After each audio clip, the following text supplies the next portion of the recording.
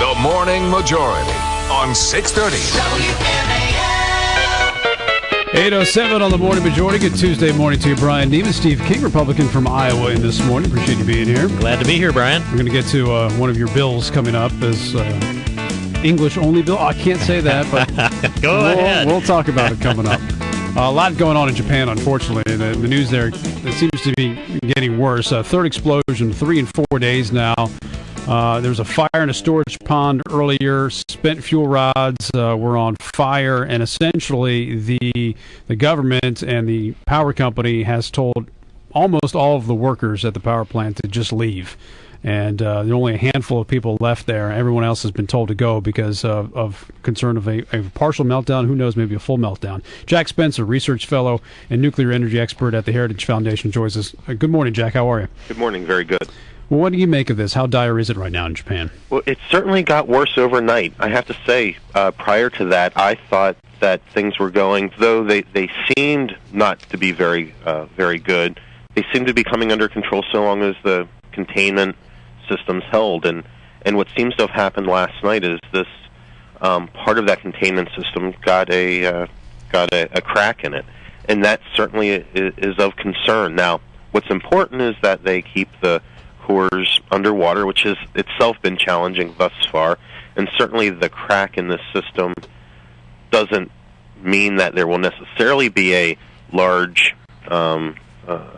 release of radioactive materials, but it certainly increases the likelihood that something like that could occur, and it's something to be extraordinarily concerned about. Well, Jack, this is Steve King, and I don't want to be alarming on here. I'm one that says let's not overreact. But we've heard some reports out of Japan that some of the rods are likely exposed, and that they've backed away from one of the plants now and just left a handful of essential personnel. So the intensity of this thing has gone up overnight, and we picked up some of this in the last 3 hours here. But could you tell us what the worst case scenario would be, and not to alarm people, but to give us a sense on worst case scenario? Well, it's hard to say what worst case scenarios are, to be perfectly honest. I thought that the containments would hold up. One of them evidently didn't, and it depends now. Those rods that have been exposed, that they haven't been able to keep covered, what's not clear is, are they in the reactor that the containment has been partially compromised? I don't know that that's the case, and it's really critical that in that containment that has been compromised, that they remain covered. The other reactors where the problems are, the rods can have some melting, and the containment should hold them, and they're engineered to do that. Well, let me ask, Jack, if the containment didn't hold, if there's a crack in the containment now, what if there was a flaw in the engineering and the crack could open up, and let's just say the containment could be exposed to the air? That seems to me like a scenario that would take us towards the worst case scenario. What could be the worst result of that if the containment completely failed and the rods were exposed and not underwater where they could be cooled? Well, you would have a lot of dangerous radioactive pollutant exposed in the atmosphere.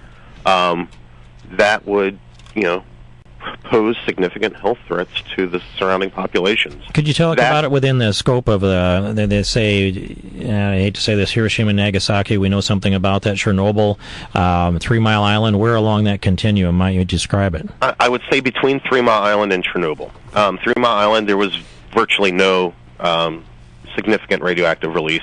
Containment held. They got that under control fairly quickly, though it was scary. In Chernobyl, you had no containment at all, and you had operators that didn't know what they were doing. Mm-hmm. So you had a quick breakdown of the systems. The operators didn't know what to do, and you had a explosion and radioactive fires spewing into the atmosphere. And one of the advantages, I don't think that's going to happen here. I think that is virtually impossible to happen in this situation. I don't think you'll have a complete breakdown of the containment, despite there being this crack.